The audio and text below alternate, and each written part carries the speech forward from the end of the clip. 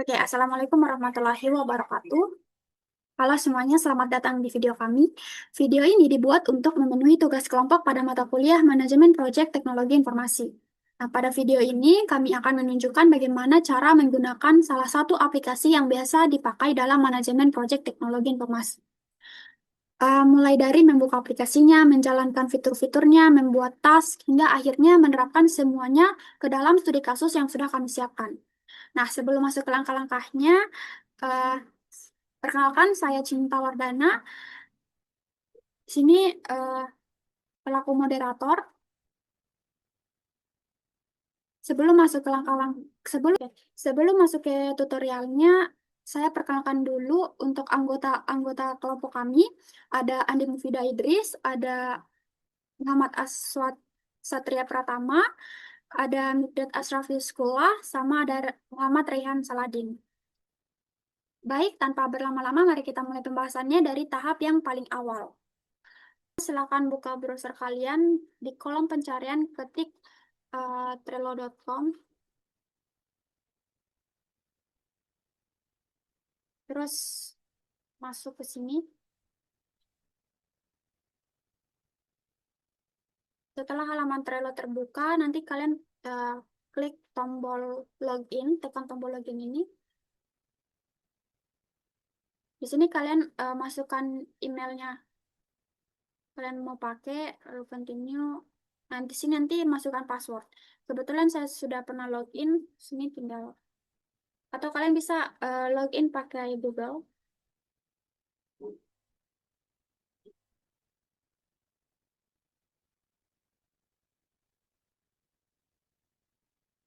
Kalau kalian belum punya akun, kalian bisa daftar dulu. Gratis kok. Nah, setelah itu, kalau sudah masuk, sekarang kita buat ruang kerjanya.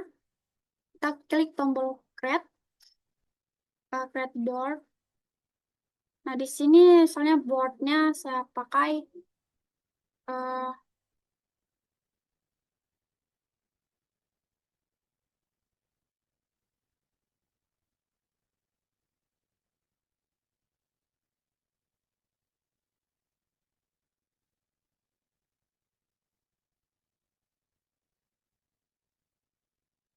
ini untuk visibility-nya kalian bisa pilih. Ini workspace, ini buat di sini berarti kita bisa undang orang lain untuk kerjasama. Kalau privat ini berarti cuman membernya aja. Ini publik, berarti setiap orang yang eh, bisa aksesnya, tapi cuman di bagian board membernya aja yang bisa edit.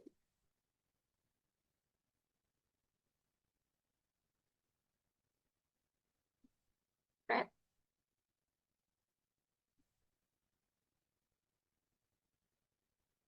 Oke, di sini adalah tampilan awalnya setelah kalian tekan tombol create. Misalnya di sini saya mau bikin sebuah card. Misalnya saya mau bikin list to do.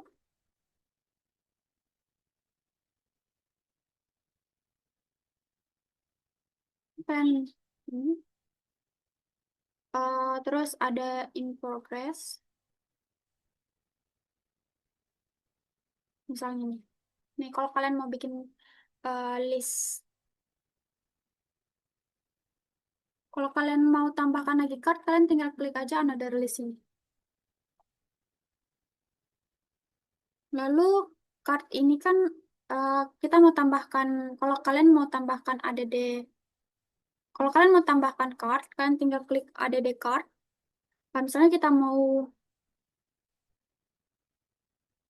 bikin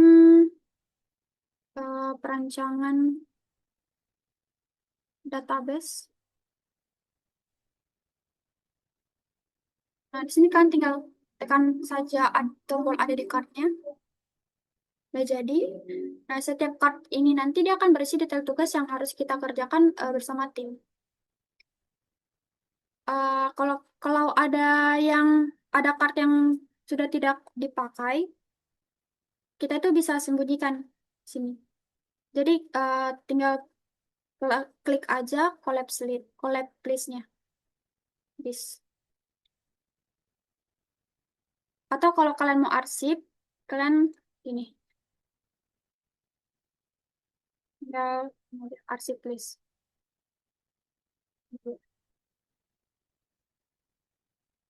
Dia nggak hilang, dia cuma disembunyikan saja.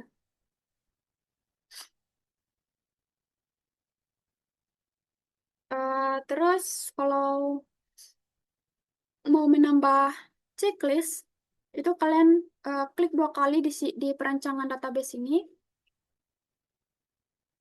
sini atau klik yang edit card. Nih, terus open card. Nah, untuk memecah tugas menjadi langkah-langkah kecil, kalian pilih ini, klik kartu, terus yang ini, checklistnya ini.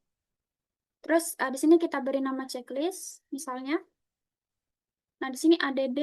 Nah, di misalnya itemnya itu desain FFP. Nah, kalian tinggal ADD-kan saja. Begini.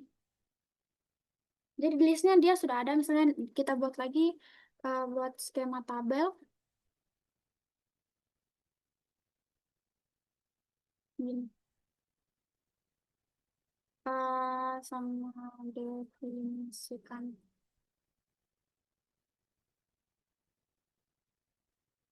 Hmm.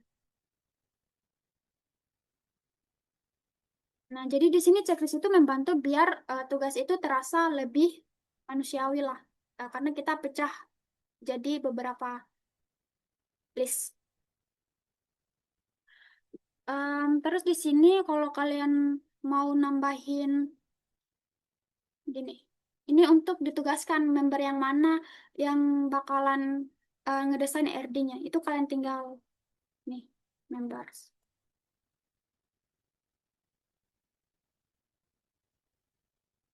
Terus kalau kalian mau tambahin tanggal, di sini juga bisa. Dia pakai due date. Di sini, tapi saya mau tambahinnya di bagian sini aja, di card-nya. Jadi kalian tinggal klik dates aja ini untuk menentukan tenggat waktunya. Misalnya nih, minggu pertama itu kan perancangan database kan. Misalnya dimulai dari 2 Desember, nanti misalnya dia berakhir tanggal 5. Lalu di sini tinggal save. Ini tuh membantu tim itu tetap disiplin dan tidak ini dia membantu tim supaya tetap disiplin dan mengurangi drama last minute. Di bagian deskripsi ini, tulis saja penjelasan lengkap terkait tugas. Deskripsi ini tuh semacam catatan resmi supaya semua anggota tim itu paham apa yang harus kita kerjakan. Misalnya gini.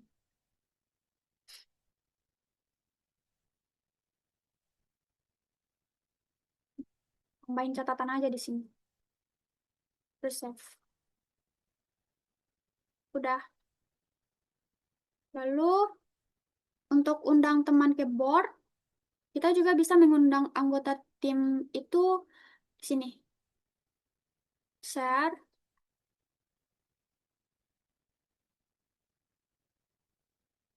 Nah, di sini. Di sini tinggal ketik aja email dari anggota. Nah, gini. Lalu klik share. Nah, di sini kalian bisa pilih dia mau jadi apa. Sini share. Tinggal share aja. Ini. Atau bisa juga share lewat link. Nah, di sini nanti kalian bisa jadikan can join as a member atau can join as observer. Cuman pengamat. Oke. Em, Lalu kalau mau menambahkan warna pada label, Tambahkannya di sini. Sini labels. Klik labels. Nah, pilih warna yang bakal kita pakai. Misalnya di sini saya pilih warna hijau. Untuk to-do-nya, klik no labels.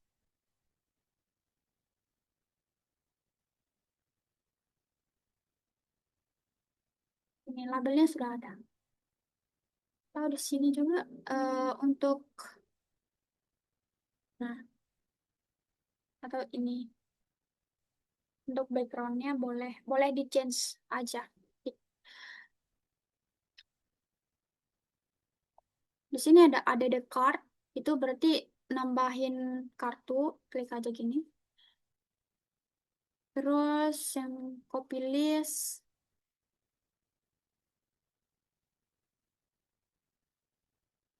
oke, untuk penjelasan terkait fitur yang lain, saya persilakan kepada teman saya. Baik, perkenalkan nama saya Laudin Muhammad Raihan Saladin dengan NIM E11244063. Sebelum masuk ke detail fitur planner dan inbox, kita perlu memahami bahwa Trello menyediakan beberapa fitur pendukung untuk membantu kita mengelola tugas dengan lebih teratur dan efisien.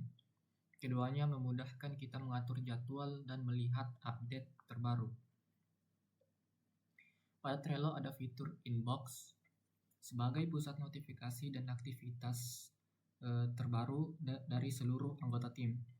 Semua perubahan pada board seperti card yang dipindahkan, komentar baru, file yang diunggah, hingga penugasan akan muncul di halaman inbox. Dengan adanya inbox ini, setiap anggota bisa memantau perkembangan proyek tanpa harus membuka satu persatu card. Notifikasi ini sangat membantu tim dalam menjaga koordinasi, terutama ketika ada card yang siap dikerjakan, card yang harus diuji, atau perubahan penting yang dilakukan oleh project manager. Jadi inbox berfungsi sebagai tempat untuk memastikan setiap anggota selalu update terhadap progres proyek.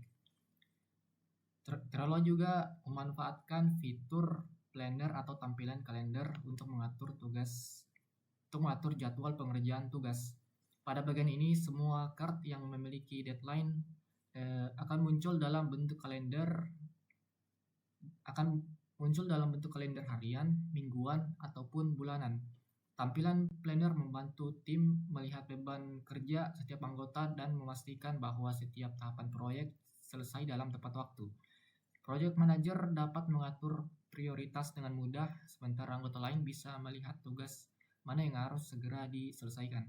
Dengan menggunakan planner, alur proyek menjadi lebih terstruktur dan deadline setiap fitur bisa dipantau dengan lebih jelas. Selain inbox dan planner, Trello juga mempunyai fitur switchboard.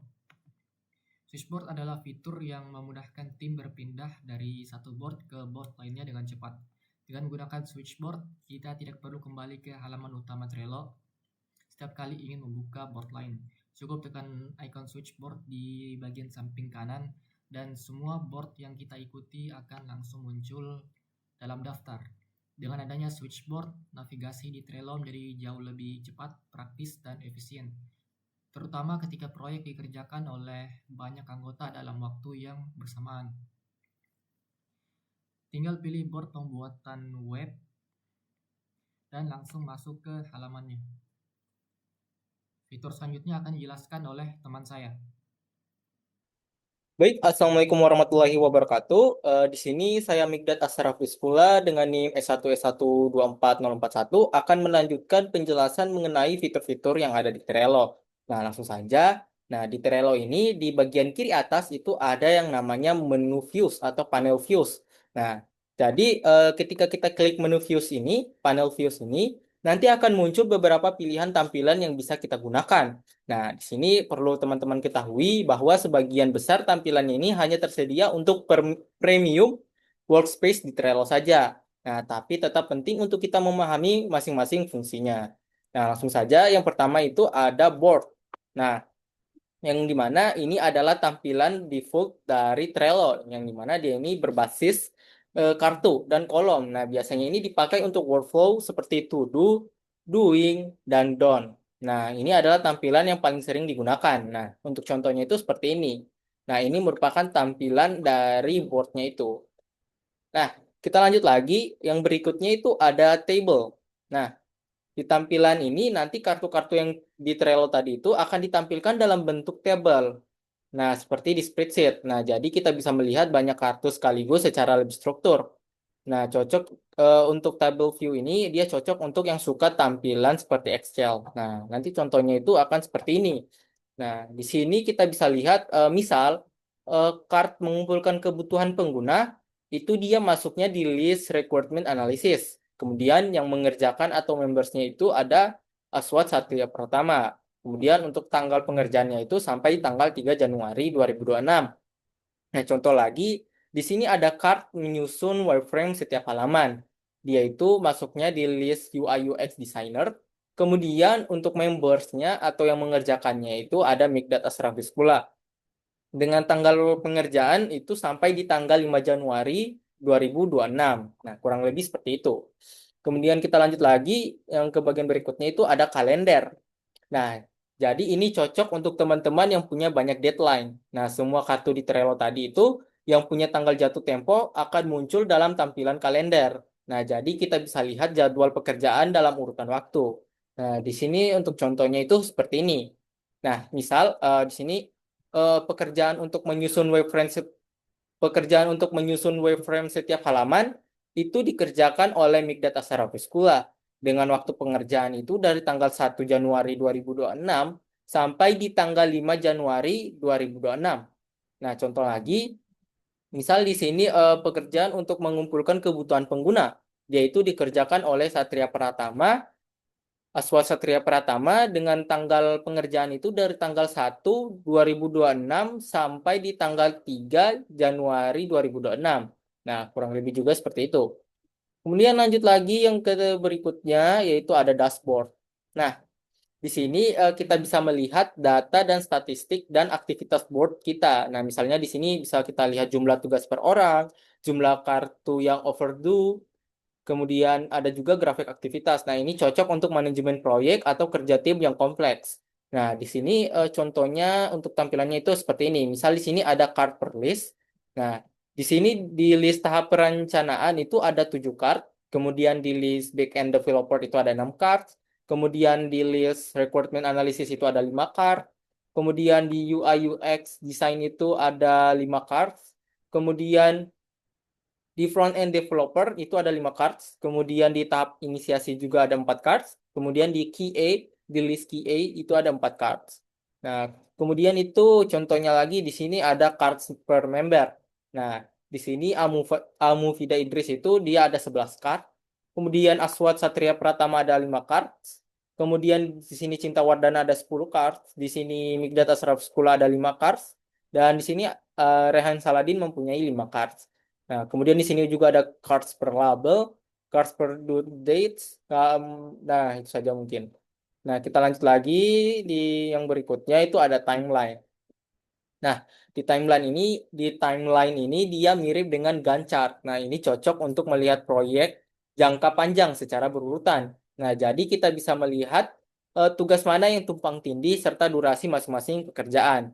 Nah, untuk contohnya itu seperti ini. Nah, misal di recruitment analysis ada tugas untuk mengumpulkan kebutuhan pengguna. Nah, itu dia dikerjakan oleh Aswat Satria Pratama dengan waktu pengerjaan itu dari tanggal 1 Januari 2026 sampai tanggal 3 Januari 2026. Kemudian contohnya lagi di sini ada UI UX designer. Nah, dia itu ada tugas untuk menyusun wireframe setiap halaman. Nah, di sini dia dikerjakan oleh Mikdat Asrafiskula dengan waktu pengerjaan itu dari tanggal 1 Januari 2026 sampai tanggal 5 Januari 2026. Kemudian di front-end developer itu ada tugas untuk implementasi UI dengan HTML, CSS, JavaScript, atau framework. Nah, itu dia dikerjakan oleh Raihan Saladin.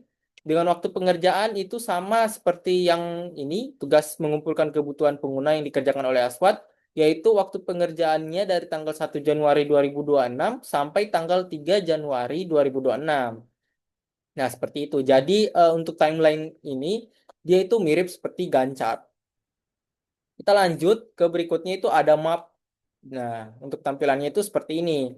Nah, jadi ini dipakai kalau kartu Trello kita itu memiliki lokasi. Nah, kartu tersebut nanti akan muncul di peta, cocok untuk bisnis operasional lapangan, event planning, atau proyek yang berbasis lokasi. Nah, untuk cara penggunaannya, di sini tinggal teman-teman tekan saja yang ada di card, kemudian masukkan judul, misalnya menyusun wireframe. Ini contoh saja. Kemudian untuk lokasinya misalnya Jakarta. Nah, nanti itu akan muncul pilihan. Di sini kita tinggal pilih saja, misal pilih yang ini. Kemudian listnya itu kita ingin masukkan kemana? Misalnya di sini saya ingin memasukkan di list UI UX design. Kemudian untuk posisinya itu urutan keberapa? Di sini saya masukkan urutan yang terakhir atau yang keenam. Kemudian kita tinggal klik ADD. Nah, setelah sudah nanti kita akan cek di board. Kemudian kita lihat di list UI UX design. Nah, nanti itu akan muncul di yang paling bawah. Nah, jadi untuk menyusun wireframe itu, untuk lokasinya itu dilakukan di Jakarta. Contohnya seperti itu. Nah, misal juga di sini ada juga pilihan untuk change location sama untuk remove. Nah, di sini kita remove saja dulu. Nah, ini kita pindahin dulu. Nah, ini kehalang tadi. Nah, kemudian ada juga cara lainnya. Misal kita tekan saja salah satu cardnya. Misal di sini menyusun wireframe setiap halaman. Kita ingin menambahkan lokasi. Untuk lokasi pengerjaannya, di sini kita tinggal tekan saja location. Kemudian cari tempatnya di mana. Misal di Jakarta lagi. Kemudian kita tinggal klik. Nah, nanti itu akan langsung muncul seperti ini. Oke, kita remove saja. Kemudian ini yang tadi kita pindahkan saja karena ini tadi cuma sebagai contoh. Kita pindahkan ke coba di sini. Nah, sudah. Nah, mungkin untuk penjelasan dari panel views-nya di sini mungkin cukup sampai di penjelasan map tadi. Saya akhiri dengan ucapan billahi taufiq walhidayah. Wassalamualaikum warahmatullahi wabarakatuh. Dan untuk penjelasan fitur lainnya itu akan dilanjutkan oleh teman saya. Selanjutnya, perkenalkan nama saya Andang Fida Idris. Nah, di sini saya akan menjelaskan beberapa fitur yang berada di aplikasi Trello ini. Nah, seperti di sini ada fitur yang namanya board. Nah, board ini tuh berfungsi sebagai wadah utama untuk mengelola dan melacak semua aspek dalam satu proyek atau topik, seperti proyek pemasaran atau lamaran kerja dan lain-lain. Nah, di dalam board ini kita dapat membuat daftar atau list untuk membagi alur kerja ke dalam tahap-tahapannya. Dan juga setiap tugas spesifik dimasukkan ke dalam kartu atau card yang bisa kita pindahkan antar list sesuai progresnya. Selanjutnya saya akan menjelaskan fitur-fitur yang berada di titik 3 ini. Nah, tunggu sebentar. Nah, di sini kita dapat melihat ada yang namanya fitur share. Nah, fitur share ini itu digunakan untuk membagikan board kepada anggota tim. Di sini kita dapat mengundang anggota dengan email, mengatur izin, entah itu editor, komentar, atau ready only. Nah, lalu itu kita bisa membagikan link undangan, dan yang terakhir tuh fitur ini penting untuk kolaborasi proyek. Nah, yang kedua ada fitur about this board. Nah, ini. Nah, dia ini itu tempat menjelaskan deskripsi board, tujuan proyek, ruang lingkup, atau aturan kerja agar seluruh anggota itu memahami konteks board. Di sini kita bisa mengundang teman-teman kita. Di sini kita tinggal mengetikkan emailnya, atau kita bisa nyalain linknya saja. Nah, lalu di sini ada yang namanya visibility workspace. Nah, fitur ini tuh menentukan siapa yang bisa melihat board. Nah, ada 4 jenis. Yang pertama itu ada privat, yaitu hanya anggota board. Yang kedua itu ada workspace visible, yaitu seluruh anggota workspace ini bisa melihat. Yang ketiga ini ada public, yaitu bisa diakses siapapun melalui link. Biasanya ini untuk portofolio, dokumentasi, atau template-nya. Dan yang terakhir tuh ada namanya organisasi. Nah, di ini itu semua member tuh bisa melihat, semua member di organisasi itu bisa melihat ini board. Selanjutnya ada fitur yang namanya print, export, dan share. Nah, fitur ini tuh memungkinkan kita untuk mencetak atau mengekspor isi Word. Dari sini kita dapat memprint sebagai dokumen, mengekspor ke format JSON, dan membagikan Word dalam bentuk file.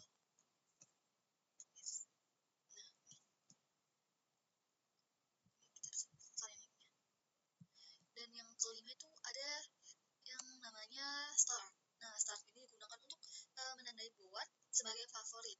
Nah, board yang ditandai dengan bintang ini akan muncul di bagian atas sehingga mudah untuk kita akses. Selanjutnya ini ada setting. Nah, setting itu berisi menu pengaturan untuk board seperti nama board, workspace, template, izin anggota, pengaturan lanjutan board lainnya. Dan yang ketujuh itu ada yang namanya change background. Nah, change background ini tuh fitur ini untuk mengganti tampilan latar belakang board. Di mana di sini kita bisa memilih warna solid, foto, background premium, dan tampilan visual yang sangat membantu kenyamanan dalam bekerja. Di sini kita bisa pilih, kita juga bisa custom. Nah, bisa kita warnanya, ini macam-macam.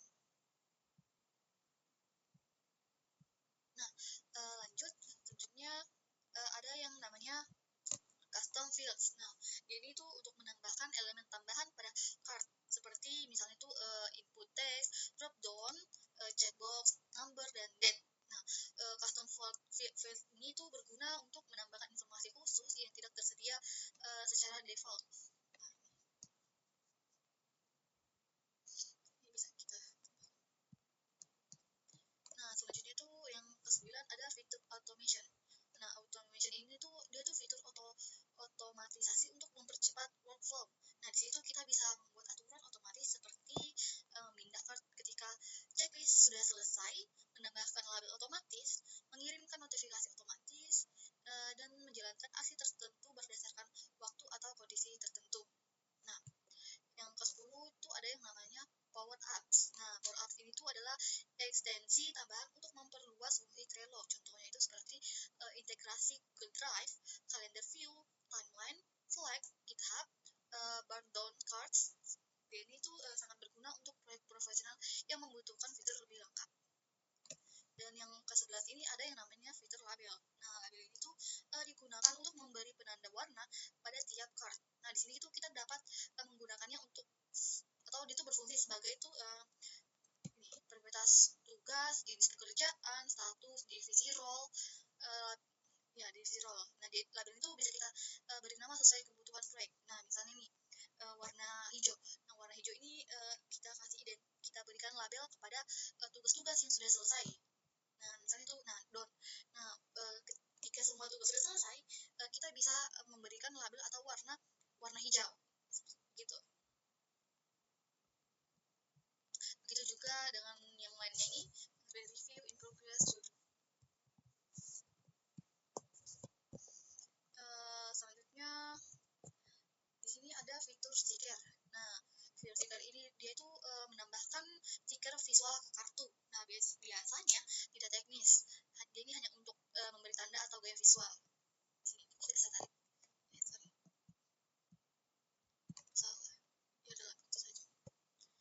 Selanjutnya ada fitur yang namanya activity. Nah, activity ini tuh dia tuh menampilkan riwayat aktivitas yang terjadi di board ini, seperti kapan card dibuat, kapan card dipindahkan, lalu kapan checklist dicentang, kapan komentar ditambahkan, terus kapan juga anggota ditambahkan. Nah, fitur ini tuh penting untuk memonitoring perkembangan. Kita bisa di sini aktivitas dari para anggota.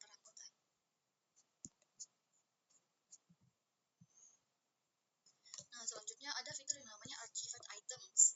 Nah, dia ini tempat menyimpan card dan list yang sudah diarsipkan. Card yang diarsipkan ini tidak terhapus, hanya saja dia itu disembunyikan. Dari sini itu kita bisa mengembalikan card atau menghapus card secara permanen. Selanjutnya ada yang namanya watch. Nah, ini jika kita mengaktifkan fitur ini, kita akan mendapatkan pemberitahuan setiap ada perubahan dalam Word. Dia ini cocok untuk project manager agar tidak ketinggalan update.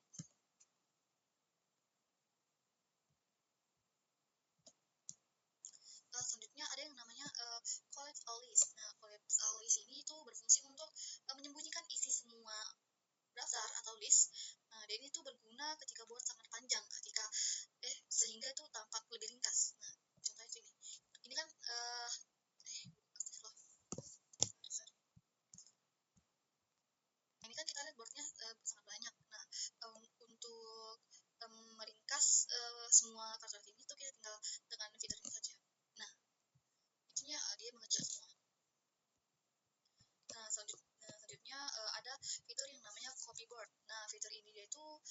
membuat duplikat board beserta strukturnya semuanya. Nah, di sini kita dapat memilih apakah kita ingin mensalin listnya saja atau chart tanpa isinya, chart lengkapnya, dan lain-lain. Biasanya ini dia tuh dipakai untuk membuat template proyek. Selanjutnya ada email to Word. Nah, di Trello ini menyediakan alamat email khusus untuk Word tersebut. Misalnya jika kita mengirimkan email ke alamat itu, email ini otomatis menjadi card baru. Nah, fitur ini itu sangat berguna untuk mendapatkan card dari klien, forward task melalui email, dan integrasi sederhana antar layanan. Dan yang terakhir ada yang namanya leave board. Nah, fitur ini itu untuk keluar dari board. Di sini kita tidak akan mendapatkan atau menerima update lagi dan akses ke board yang telah dicabut. Saya kira begitu. Nah, itulah penjelasan fitur-fitur menu dari saya. Baik, sekarang kita masuk pada studi kasus. Nah, seperti yang kita ketahui, perpustakaan adalah salah satu fasilitas penting yang mendukung kegiatan belajar. Namun dalam praktiknya, masih sering ditemui berbagai kendala dalam proses pengolahan data. Nah, mulai dari pencetakan buku yang masih dilakukan secara manual, sulitnya melacak riwayat peminjaman buku, hingga proses pengembalian yang sering tidak tepat waktu karena tidak adanya sistem pengingat yang teratur. Nah, melihat permasalahan ini, kami mengangkat studi kasus pengembangan sistem informasi manajemen perpustakaan atau pembuatan web katalog atau pencarian buku. Nah, yang dimana sistem ini dirancang untuk membantu pustakawan dalam mengelola katalog buku, memproses peminjaman dan pengembalian dengan lebih cepat, mencatat data anggota, serta menghasilkan laporan secara otomatis. Dengan adanya sistem ini, kegiatan operasional perpustakaan ini diharapkan menjadi lebih efisien, terorganisir, dan mudah diakses oleh pengguna.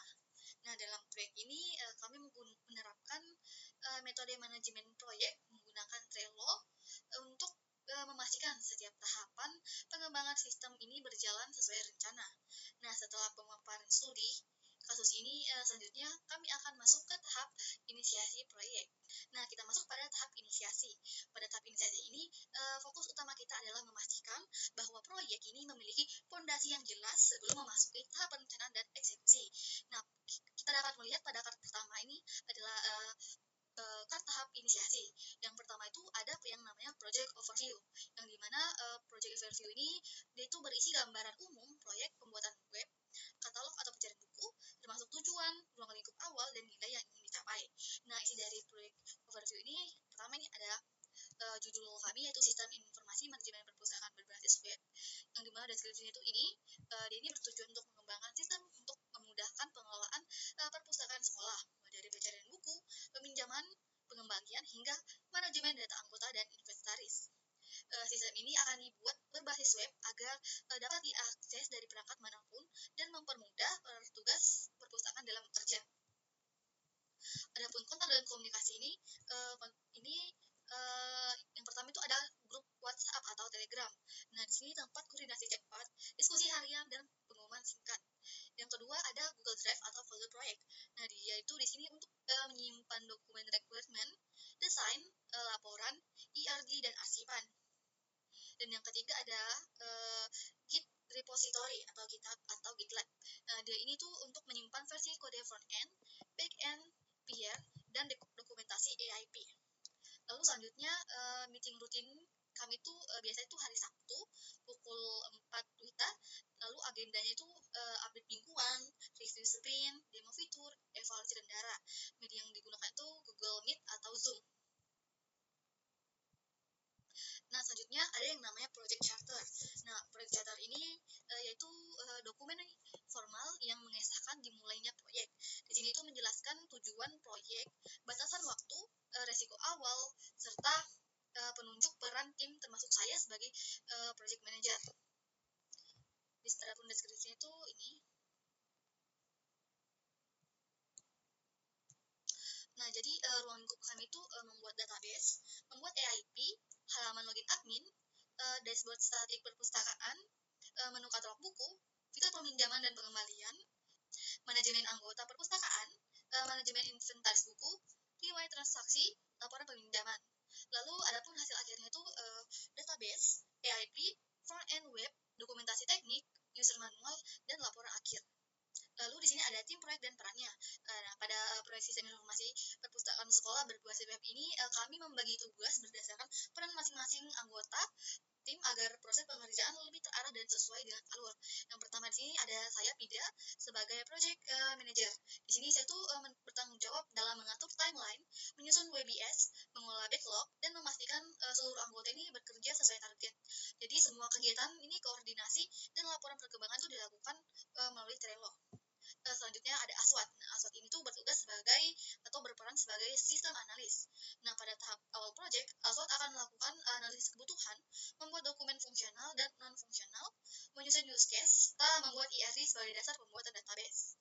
Kemudian untuk tampilan dan pengalaman pengguna, peran itu dipegang oleh Mikdad sebagai UI UX designer. Nah, Mikdad ini akan membuat wireframe, mockup, dan style guide yang nantinya itu akan menjadi acuan front-end developer. Selanjutnya untuk front developer dalam proyek ini adalah Rehan. Nah, Rehan ini sendiri akan menerjemahkan desain menjadi tampilan web yang interaktif dan mengintegrasikannya dengan AIP dari backend. Nah, halaman-halaman seperti katalog buku, login, peminjaman, dan dashboard ini dibuat oleh bagian front-end. Dan yang terakhir ada Cinta yang berperan sebagai back-end developer sekaligus quality assurance. Nah, Cinta ini membuat struktur database AIP untuk seluruh fitur utama serta melakukan pengujian untuk memastikan fungsi ini berjalan sesuai kriteria penerimaan. Dengan pembagian tim seperti ini, setiap kelompok ini memiliki tanggung jawab dan artefak yang jelas sehingga memudahkan pengelolaan proyek melalui aplikasi Trello. Adapun timeline atau jadwal awal ini berdurasi sekitar 8 minggu, yang dimana minggu pertama ini kami melakukan analisis kebutuhan. Minggu kedua perencanaan database dan arsitektur. Minggu ketiga dan keempat ini pembuatan back-end AIP. Lalu minggu kelima dan keenam itu pembuatan front-end. Dan minggu ketujuh itu integritas dan perbaikan. Dan yang terakhir minggu ke-8 itu dokumentasi dan laporan akhir. Nah, adapun keterbatasan itu yang pertama itu durasi ini terbatas hanya sekitar 8 minggu. Lalu sumber daya pengembangan terbatas hanya sekitar 1-3 orang. Lalu tidak dilakukannya implementasi ke server produksi dan pengujiannya ini hanya skala kecil. Adapun kriteria keberhasilan proyek ini, semua fitur utama dapat berjalan.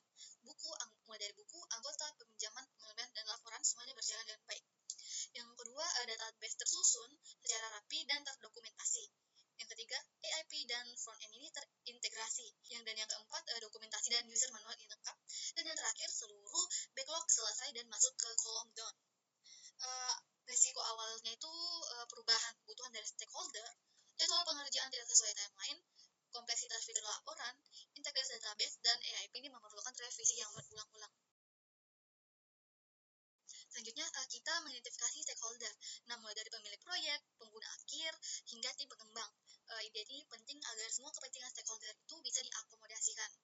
Kita buka dan kita baca deskripsinya. Nah, untuk stakeholder internal itu dari tim proyek. Stakeholder utama pengguna sistem ini dia itu pihak yang akan memakai sistem ketika sudah jadi. Yang pertama itu admin perpustakaan, petugas atau staf perpustakaan, dan anggota perpustakaan. Yang ketiga itu stakeholder eksternal atau pendukung. Dia ini pihak yang tidak mengerjakan langsung, tetapi terpengaruh atau memberikan masukan seperti kepala perpustakaan atau manajemen kampus, tim IT kampus jika ada, dan dosen pembimbing atau penilai proyek. Dan yang keempat ada yang namanya stakeholder pasif atau indirect stakeholders. Dia ini tidak memakai sistem secara langsung, tetapi terdampak keberadaannya, seperti mahasiswa umum, kampus, dan pengunjung perpustakaan. Dan yang terakhir ada yang namanya dokumentasi awal. Nah, dokumentasi awal India ini itu berisi catatan kebutuhan dasar, data awal yang terkumpul, dan dokumen pendukung lain sebagai acuan perencanaan. Nah, tahap inisiasi ini dipimpin oleh saya langsung sebagai project manager untuk memastikan arah dan tujuan proyek ini betul-betul jelas sebelum kita masuk ke tahap perencanaan lebih detail. Selanjutnya, setelah tahap inisiasi ini selesai, kita masuk ke tahap perencanaan, di mana saya menyusun seluruh struktur kerja proyek agar pengerjaannya ini terarah dan terukur. Nah, kita masuk ke Card Work Breakdown Struktur atau WBS. Nah, di bagian ini saya memetakan beberapa pembagian pekerjaan utama berdasarkan role yang terlibat dalam proyek. Nah, checklistnya ini tuh berisi 5 komponen besar, yaitu Requirement Analyst, UI UX Design, Front-End Developer, Back-End Developer, dan Quality Assurance. Nah, di WBS ini dia itu berfungsi untuk memastikan bahwa semua pekerjaan ini sudah terdefinisi dengan jelas sejak awal. Jadi setiap anggota ini tahu batasan job desk-nya, deliverable-nya apa, dan urutan pengerjaan keseluruhannya. Dengan ada WBS ini, alur kerja ini menjadi lebih terarah dan mengurangi resiko miskomunikasi antar tim. Kita bisa checklist yang anggota tim saya akan mengerjakannya. Mereka akan mengerjakan ini. Oh, ini udah jelas. Nah, selanjutnya kita masuk ke cart breakdown fitur atau produk backlog. Nah, di sini saya merinci fitur-fitur yang akan dibangun dalam proyek ini, dimulai dari modul login admin. Beberapa checklist yang saya masukkan di dalam modul login ini antara lain form email user and password, validasi kredensial, keamanan khas password decision, fitur lupa password ini opsional, dan pembatasan akses hanya untuk admin. Fitur selanjutnya ini atau modul selanjutnya ada yang namanya dashboard. Nah, isi dari dashboard. Nah, beberapa checklist yang saya masukkan ini ada total buku, total anggota, buku dipinjam hari ini, buku terlambat dikembalikan, grafik peminjaman bulanan, notifikasi penting misalnya buku hampir habis atau keterlambatan. Selanjutnya ada yang namanya katalog buku. Nah, di sini saya menambahkan checklist seperti tambah buku baru, edit data buku, entah itu judul, penulis, penerbit, kategori, atau tahun. Lalu hapus buku, upload gambar sampul, pencarian dan filter buku, detail buku, dan stok atau jumlah eksemplar. Selanjutnya saya juga memasukkan fitur peminjaman dan pengembalian, yang dimana fiturnya itu cari buku yang ingin kita pinjam, menentukan batas waktu pengembalian, mengurangi stok buku, mencatat tanggal peminjaman, scan atau cari buku yang akan dikembalikan, update status buku, hitung denda jika terlambat, lalu menambah stok buku, dan mencatat tanggal pengembalian.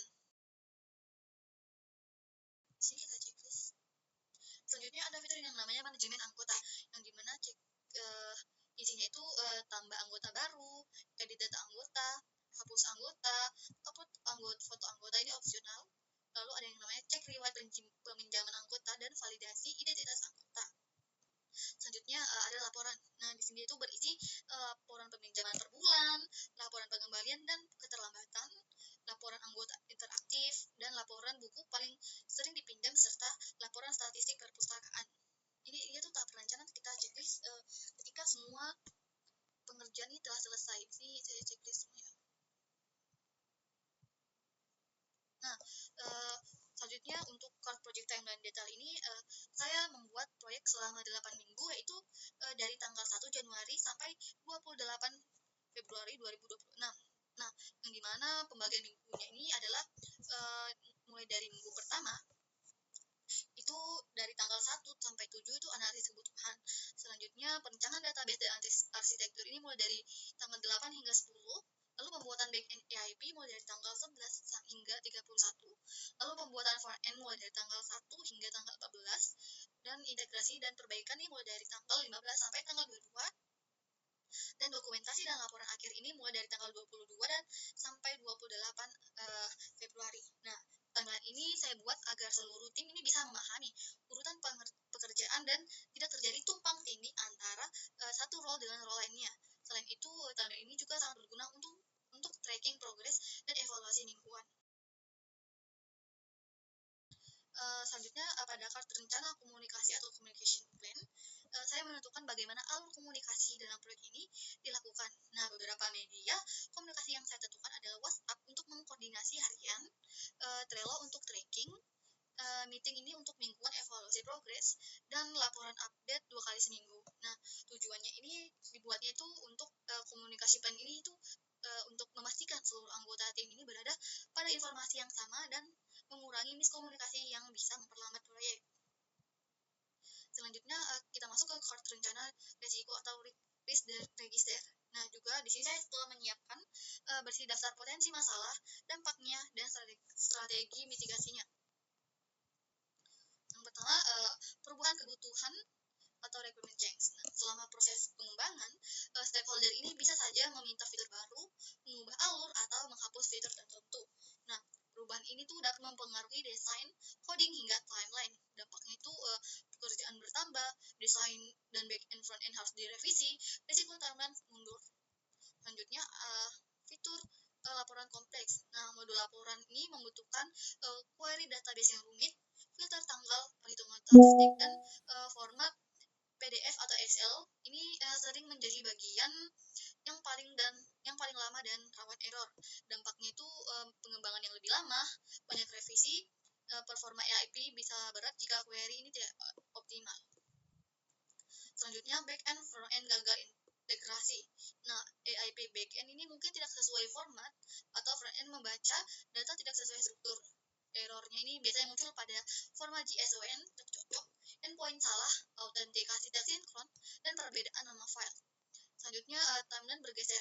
Nah, pekerjaan yang bisa selesai lebih lama daripada jadwal karena revisi, kendala teknis, atau tugas-tugas masing-masing anggota.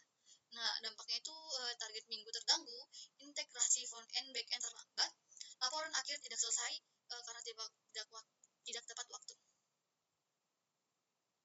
Selanjutnya SDM terbatas. Nah, jumlah anggota yang bekerja pada development hanya sekitar 1-3 orang, sehingga beban kerja ini besar untuk tiap orang. Back-end, front-end, dokumentasi, testing, dan laporan. Dampaknya itu beban kerja menumpuk, banyak fitur tidak selesai, lalu progres lambat. Selanjutnya kita masuk ke part yang terakhir yang ada namanya ini tools dan resource planning. Nah, dia ini tuh daftar tools atau perangkat kerja dan sumber daya manusia yang dibutuhkan untuk menjalankan proyek. Nah, pada tahap ini tim ini menentukan alat atau platform dan sumber daya apa saja yang akan digunakan selama proyek ini berlangsung. Tujuannya ini tuh agar seluruh anggota tim bekerja dengan alat yang sama sehingga proses pengembangan lebih terarah dan efisien. Di sini kita menggunakan Trello. Nah, Trello ini digunakan untuk manajemen proyek, membuat backlog, membagi tugas, mengatur sprint, dan memantau progres. Lalu ada Figma. Nah, Figma ini dipakai untuk desain UI UX, termasuk wireframe, mockup, dan style guide yang akan menjadi acuan developer. Lalu ada MySQL. SQL ini sebagai database untuk menyimpan data buku, anggota, transaksi, dan laporan. Lalu ada PHP atau Laravel atau Node.js. Nah, dia ini digunakan untuk membangun backend AIP yang menghubungkan database dengan frontend. Lalu ada React atau HTML CSS. Nah, dia ini dipakai untuk membuat tampilan front-end website perpustakaan. Selanjutnya ada Google Document. Nah, dia ini untuk menyusun dokumentasi kebutuhan sistem, laporan, dan kolaborasi penulisan. Dan yang terakhir ada yang namanya Postman. Nah, dia ini digunakan untuk pengujian endpoint AIP, get, post, up, atau delete, serta memastikan back-end berjalan dengan benar. Di sini saya sudah menyusun semuanya. Tinggal anggota saya akan mengeksekusinya.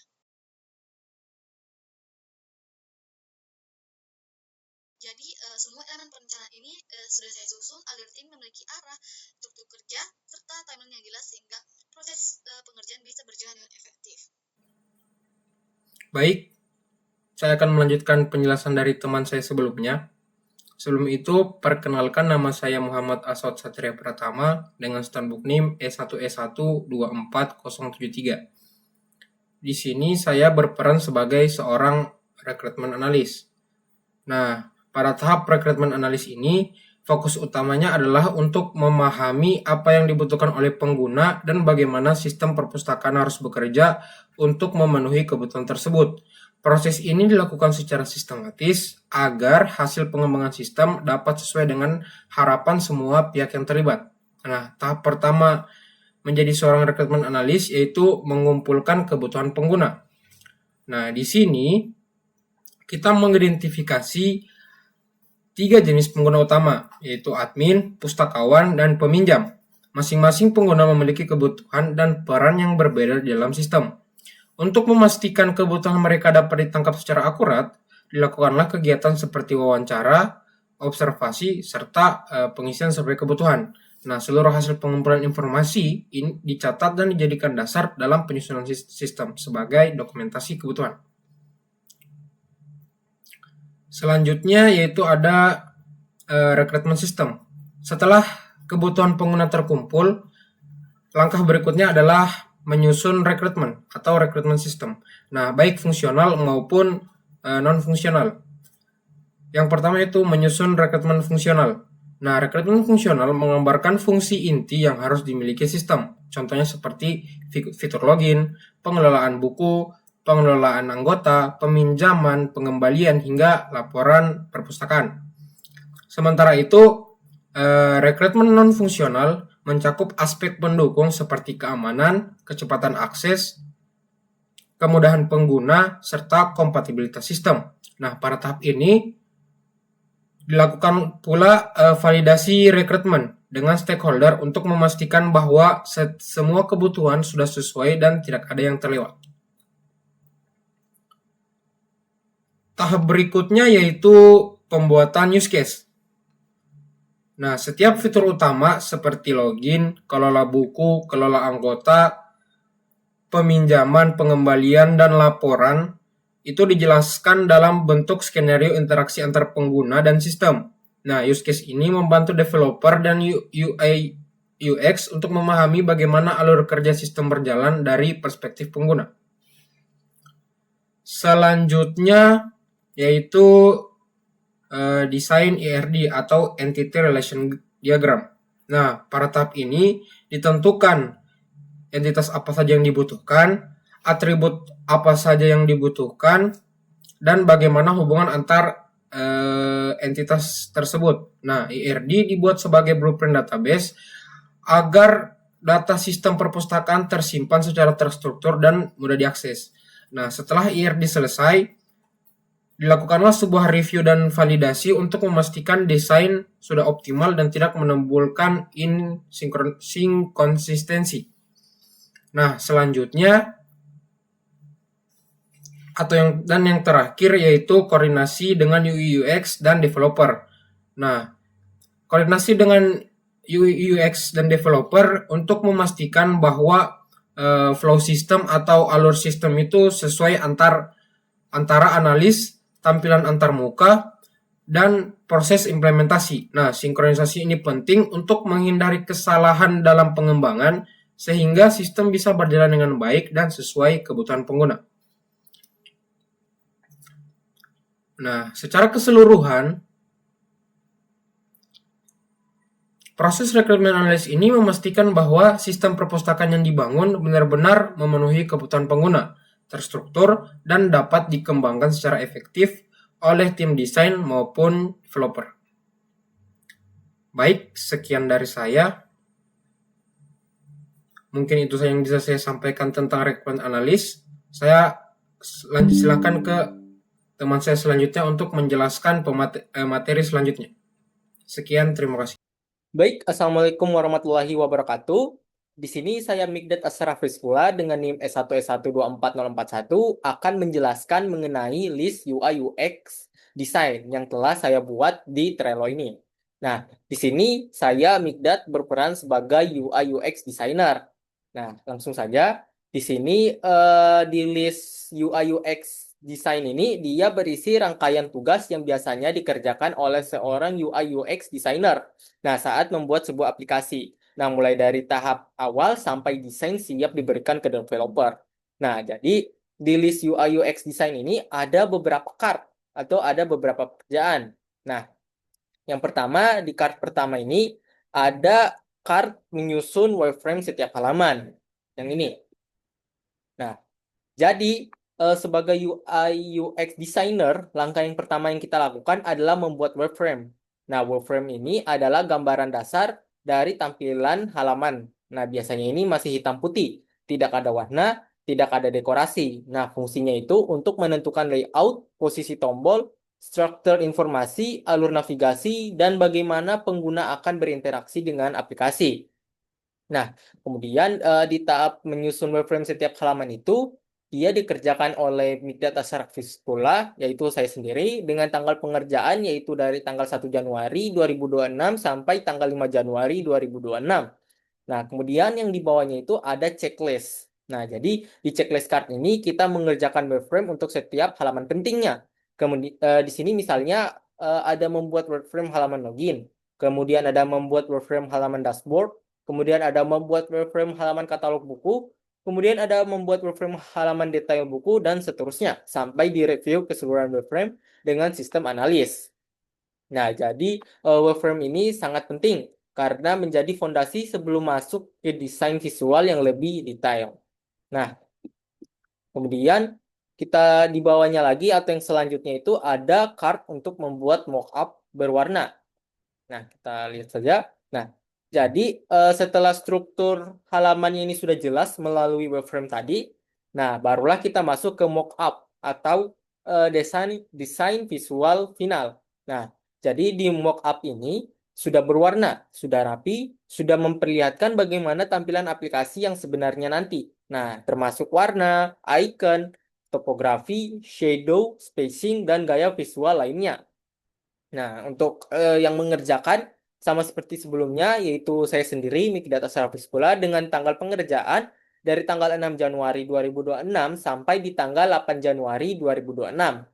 Nah, kemudian di sini ada juga checklistnya yang sudah dipecah per halaman. Nah, contohnya di sini seperti membuat mockup halaman login, kemudian ada membuat mockup halaman dashboard, kemudian ada membuat mockup halaman katalog buku, dan seterusnya sampai di revisi mockup berdasarkan feedback tim.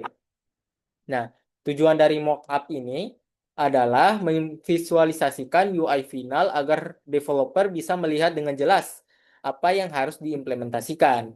Nah, seperti itu. Kita lanjut lagi, yang berikutnya itu ada menyusun style guide.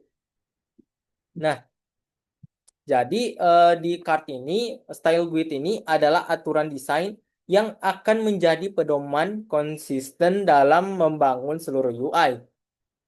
Nah, di bagian ini seorang UI UX designer ini akan membuat dokumentasi yang berisi warna utama dan warna sekunder. Kemudian ada palet warna tambahan seperti success warning dan error. Kemudian ada tipografi seperti jenis font, ukuran, line height. Kemudian ada komponen UI seperti tombol, input, kemudian ada card dan icon. Kemudian ada aturan spacing, padding, atau margin. Kemudian ada geared system. Nah, untuk di tahap menyusun style guide ini dikerjakan juga oleh saya sendiri, yaitu Mik Data Service pula, dengan tanggal pengerjaan dari tanggal 9 Januari 2026 sampai tanggal 10 Januari 2026. Nah, kemudian di sini ada checklistnya yang sudah dibagi-bagi. Yang pertama itu ada warna utama dan sekunder atau primary dan secondary color. Kemudian ada palet warna tambahan seperti success, warning, atau error. Kemudian ada icon yang digunakan seperti ukurannya, stylenya, dan set iconnya. Kemudian ada topografinya seperti judul, subjudul, atau body. Kemudian ada komponennya seperti tombol, input, card, dan tabel. Kemudian ada spacing, geared system, dan layout rules. Yang terakhir itu ada dokumentasi style guide final. Nah, jadi di style guide ini sangat penting agar developer ini tidak asal pilih warna atau ukuran, sehingga seluruh tampilannya aplikasinya ini konsisten dari halaman ke halaman. Nah, seperti itu.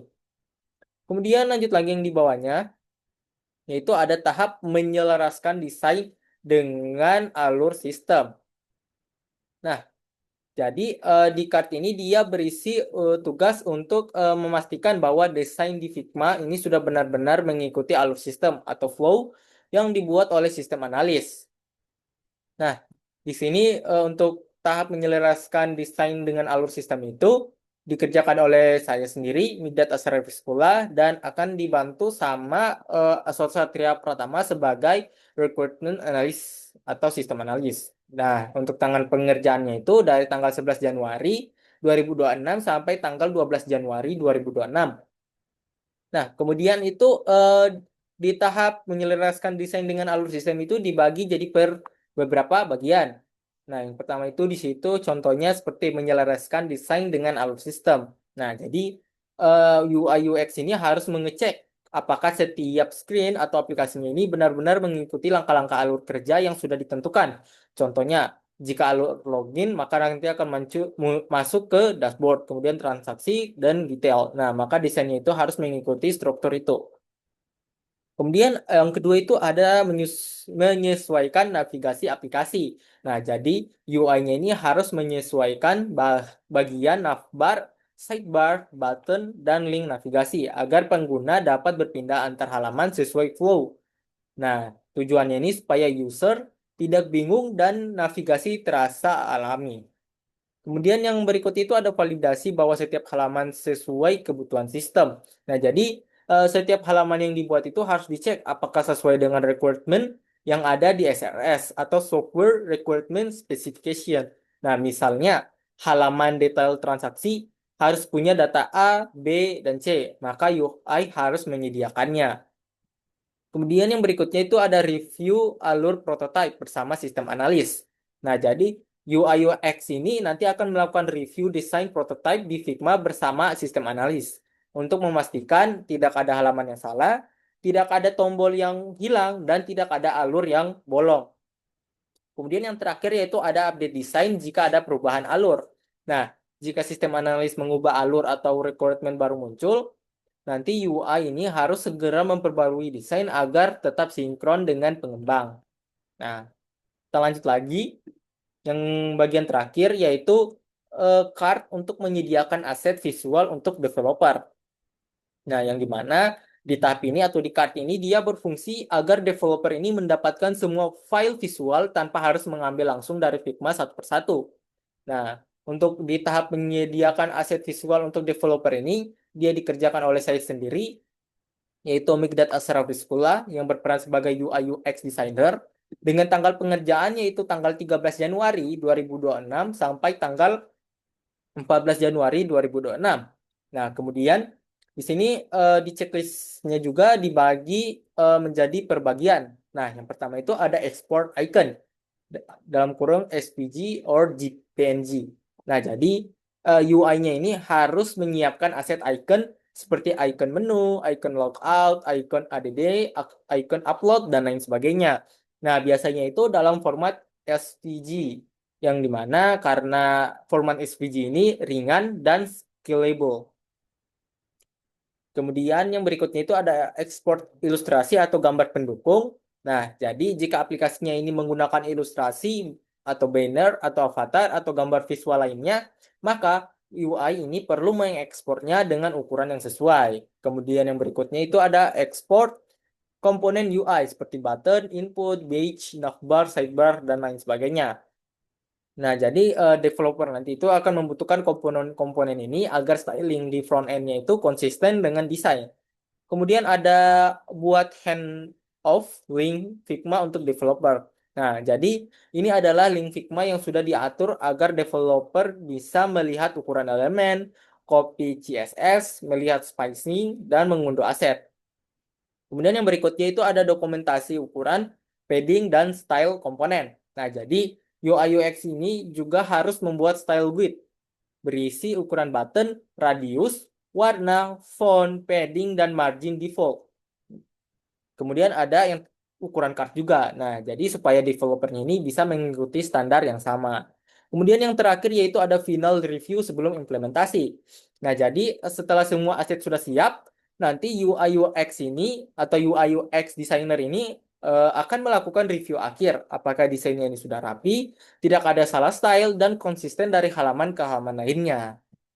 Nah, kurang lebih seperti itu untuk di list UI UX design yang akan dikerjakan oleh UI UX designer. Nah, yang dimana di situ saya berperan sebagai UI UX designer. Kemudian lanjut lagi, di sini juga saya akan menjelaskan mengenai list to do, in progress, review, dan done. Yang dimana untuk penjelasannya juga ini akan dilanjutkan atau akan juga dijelaskan oleh teman saya. Nah, tapi di sini saya akan menjelaskannya juga sedikit. Nah, jadi yang di sini itu ada list to do, yang dimana nanti di sini kita akan menaruh semua tugas yang belum dikerjakan sama sekali. Jadi setiap pekerjaan yang baru muncul akan langsung kita masukkan ke list ini. Nah, contohnya di sini di tahap UI UX design, di sini kan semua card-nya ini atau semua pekerjaannya ini belum kita kerjakan. Nah, jadi nanti untuk pekerjaannya ini akan kita pindahkan ke list to do. Nah, dengan cara bisa dengan cara di drag seperti ini. Nah, contohnya itu seperti ini, atau bisa juga dengan cara tekan tombol titik 3 di sini. Nah, kemudian pilih move all cards in the list. Nah, kemudian cari list yang kita ingin pindahkan ke list mana. Nah, karena tadi ingin kita pindahkan ke list to do, maka kita tekan tombol to do atau tekan to do yang ini. Nah, nanti itu dia akan otomatis pindah ke list to do. Nah, setelah sudah kita lanjut lagi ke list in progress yang dimana di sini ketika sebuah task ini sudah mulai dikerjakan, nanti kita akan pindahkan kartunya itu dari to do di sini akan kita pindahkan ke list in progress. Nah, jadi di list in progress ini dia menunjukkan pekerjaan apa saja yang sedang aktif dikerjakan oleh tim. Nah, biasanya di sini terdapat pekerjaan yang sedang dianalisis atau yang sedang dikerjakan oleh seorang anggota tim. Nah, fungsinya adalah untuk menghindari duplikasi kerja dan memastikan semua orang tahu siapa yang sedang jadi untuk fungsinya dari list in progress, dia adalah untuk menghindari duplikasi kerja dan memastikan semua orang tahu siapa yang sedang mengerjakan dan sedang mengerjakan apa. Nah, kurang lebih seperti itu. Nah, di sini contohnya, misal di card menyusun wireframe setiap halaman, di sini task-nya atau ini checklist-nya ini sudah mulai dikerjakan. Nah, nanti jika sudah mulai dikerjakan, jadi nanti card menyusun wireframe setiap halaman ini akan dipindahkan dari card to do, dipindahkan ke in progress. Nah, seperti ini. Kemudian yang lainnya juga begitu. Jika yang lainnya juga akan mau dikerjakan atau mulai dikerjakan, nanti akan dipindahkan juga ke list in progress. Nah, kurang lebih seperti itu. Nah, kemudian di tahap in progress ini, nanti untuk checklistnya itu akan mulai di checklist jika sudah selesai. Nah, misal di sini kita contohkan, kita checklist. Nah, seperti ini. Nah, di sini kita coba checklist saja semua. Nah, jika sudah di checklist semua atau sudah selesai semua, nanti akan pindah ke tahap review. Nah, akan pindah ke list review seperti ini. Yang dimana di list review ini nanti semua pekerjaan yang sudah selesai dikerjakan tetapi belum bisa langsung dipindahkan ke done, ke sini ke list done, maka akan masuk dulu ke list review. Nah, tujuannya adalah untuk proses pengecekan atau validasi. Nah, contohnya seperti misal desainnya ini dicek oleh UI UX lead atau misal fitur dari aplikasinya itu dicek oleh QA tester atau misal lagi dokumentasinya itu diperiksa ulang. Nah, jadi list review ini dia memastikan kualitas pekerjaan tetap terjaga sebelum dianggap benar-benar selesai. Nah, misal di tahap di card menyusun wireframe setiap halaman ini sudah dilakukan review dan sudah tidak ada koreksi atau perubahan atau revisi seperti itu dan sudah di checklist di sini. Nah, yang dimana ini artinya untuk pengerjaan atau tugas untuk menyusun wireframe setiap halaman itu sudah selesai, nanti dia akan dipindahkan ke list done. Nah, seperti ini. Yang dimana di list done ini dia mengartikan atau menandakan bahwa pekerjaannya itu sudah selesai semua. Sudah tidak ada lagi revisi atau kesalahan atau koreksi lagi. Nah, jadi biasanya untuk melihat list done ini dia memberikan gambaran progres tim secara keseluruhan.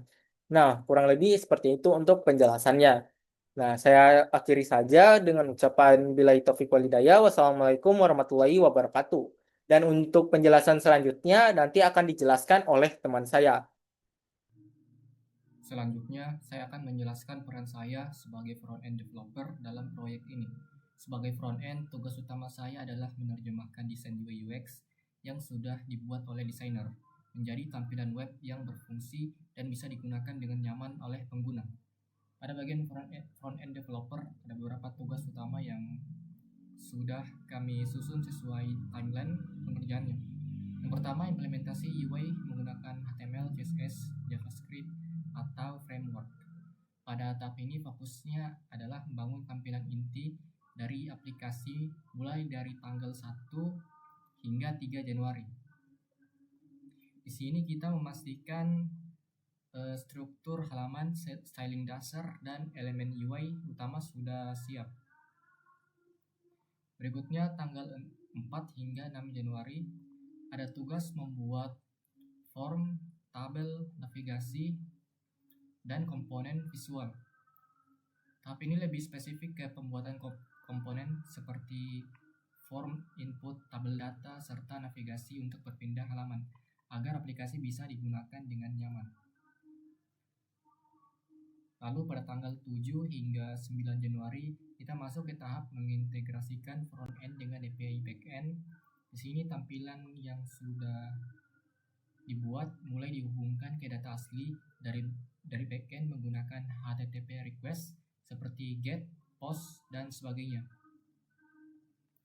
Setelah itu tanggal 10 hingga 12 Januari ada tugas menyusun fungsi interaktif seperti search, filter, dan pagination.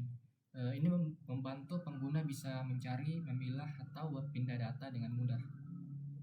Terakhir pada 13 Januari hingga 14 Januari kita melakukan penjaminan tampilan yang responsif di berbagai perangkat. Tujuannya untuk memastikan bahwa UI bisa tampil baik di laptop, tablet, maupun smartphone. Jadi semua card ini sudah diatur dengan jadwal masing-masing untuk memudahkan tracking progress dan memastikan setiap bagian front-end dapat selesai tepat waktu. Halo semuanya, saya Cinta, bagian backend developer dan QA di tim kami.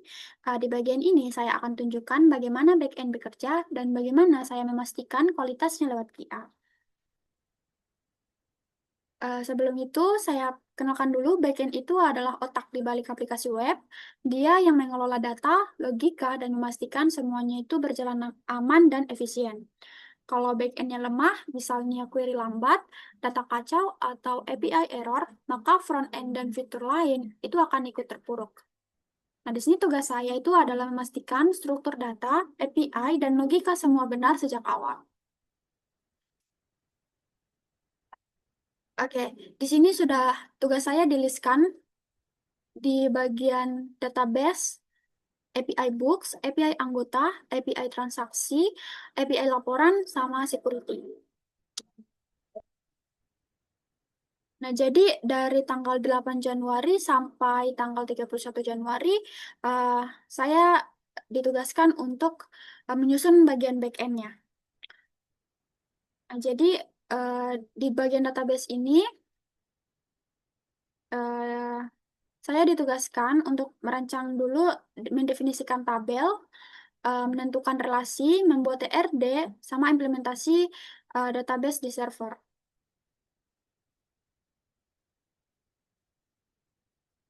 Kemudian di bagian API Books, di sini saya ditugaskan untuk get all books, post atau tambah buku, kemudian di put ini untuk mengedit buku, delete itu hapus buku, di sini validasi judul, stok sama kategori.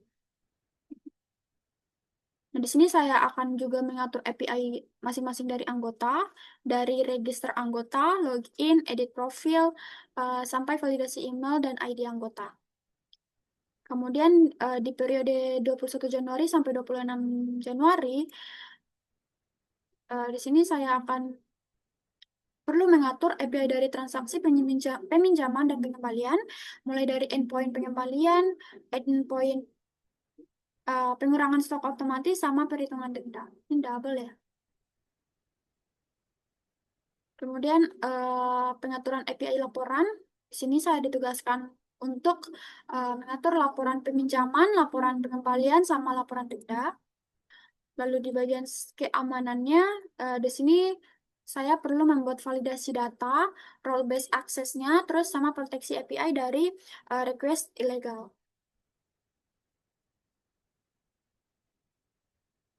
Seandainya, oke, untuk mendefinisikan kalau tabel digambarkan di sini saya sudah selesai, maka di sini tinggal checklist, menentukan relasi juga seandainya udah kulakukan, maka tinggal checklist dan untuk progresnya bakal ditampilkan, jadinya 50% ini.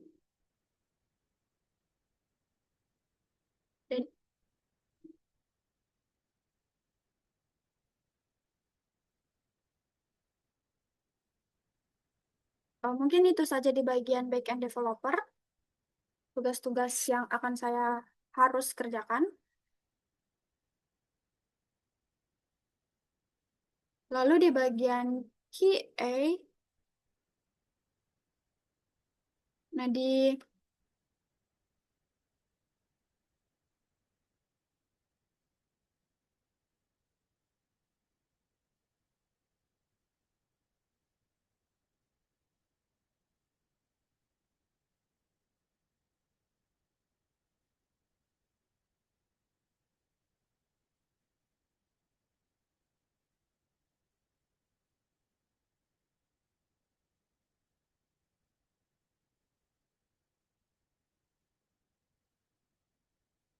Oke, lanjut di bagian QA.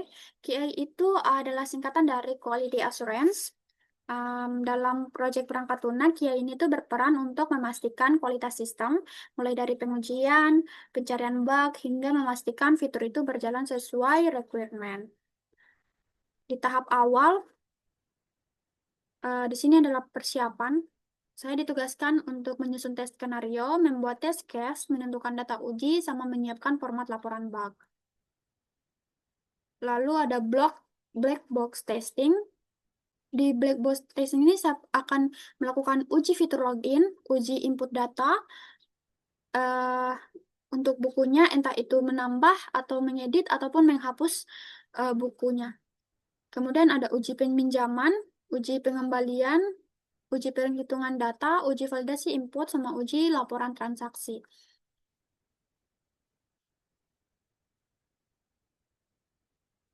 Lalu untuk dokumentasi bug, itu eh, saya ditugaskan untuk mencatat bugnya, terus klasifikasi severity, tambah buku, kemudian kirim ke developer. Oh ya, di sini membernya itu saya.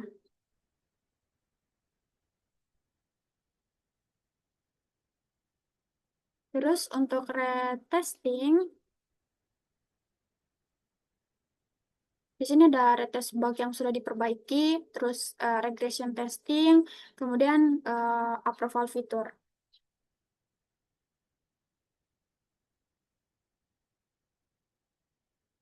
Jadi kalau semuanya nanti sudah selesai, bakalan dipindahkan eh, ke ke review dulu. Karena perlu direview dulu sama pihak manajer. Untuk proses pemindahannya itu seperti ini. Ini, misalnya.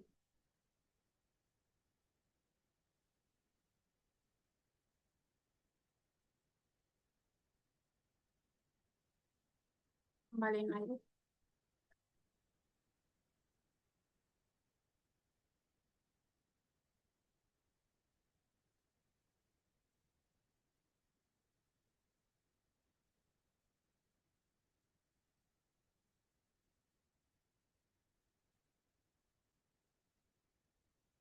Transaksi.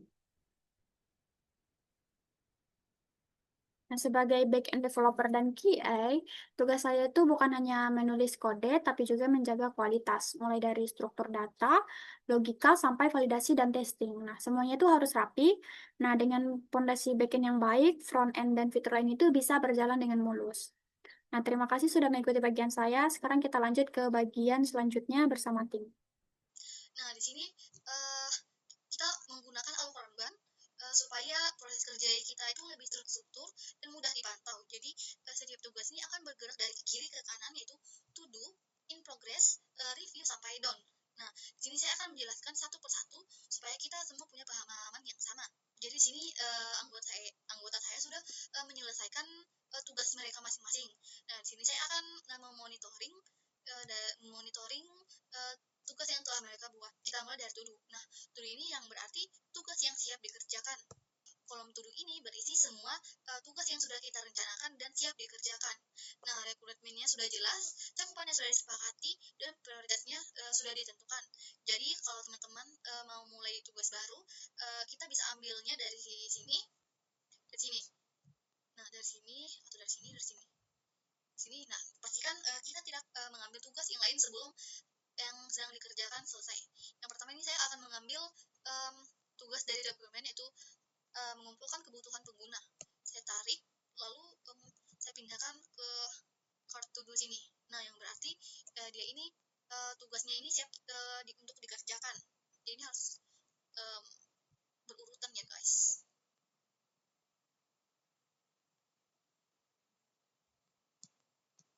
Nah, to do ini kan tugas yang siap dikerjakan. Selanjutnya kita masuk ke in progress. Nah, in progress ini dia tuh tugas yang akan dikerjakan atau sedang dikerjakan. Nah, kalau tugas sudah diambil dari to do, kita pindahkan ke in progress. Nah, dia ini tuh menunjukkan kalau tugas tersebut tuh sedang aktif dikerjakan. Kita pindahkan. Nah, dengan begitu kita bisa melihat kapasitas masing-masing dan menghindari multitasking berlebihan. Harapannya ini tugas yang sudah masuk di in progress ini diselesaikan dulu sebelum kita menambah pekerjaan baru. Selanjutnya kita ke card review. Nah, card review India ini tuh tugas yang menunggu pengecekan. Jadi, setelah tugas selesai dari sisi development atau desain, kita jangan langsung pindahkan ke done, tapi kita pindahkan dulu ke kolom review. Nah, di tahap ini tuh tugas akan dicek baik-baik oleh quality assurance, oleh rekan satu tim atau oleh saya sendiri untuk memastikan hasilnya ini sesuai requirement, bebas bug, dan memenuhi standar kualitas kita. Nah, ini tuh tahap penting supaya pekerjaan yang kita rilis tuh nantinya lebih stabil dan rapi. Nah, nanti dia ini direview oleh tim saya. Nah, selanjutnya kita beralih ke card down. Nah, card down ini yang arti itu tugas yang sudah final dan disetujui oleh seluruh anggota. Nah, kalau tugas sudah lolos review, baru kita pindahkan ke down. Artinya ini tugas ini benar-benar sudah selesai, tidak ada revisi lagi dan siap digunakan atau dipresentasikan. Nah, kolom down ini juga akan menjadi acuan progres kita setiap minggu dan setiap fase project. Jadi misalnya tugas ini sudah selesai, tidak ada bug atau apapun, kita bisa memindahkannya ke card down. Lalu kita checklist yang ini sudah selesai.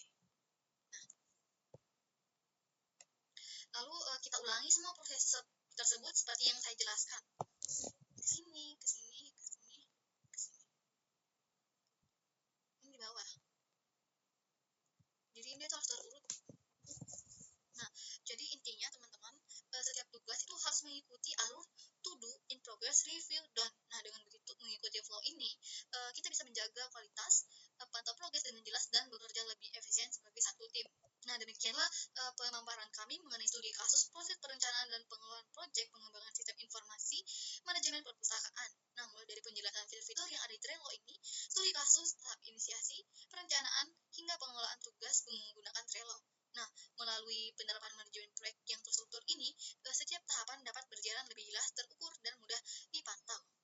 Kami berharap penjelasan ini dapat memberikan gambaran yang lebih konkret tentang bagaimana sebuah proyek sistem informasi direncanakan dan dikembangkan secara profesional. Terima kasih telah mengikuti penjelasan kami dari awal hingga akhir. Saya kira begitu saja. Sampai jumpa di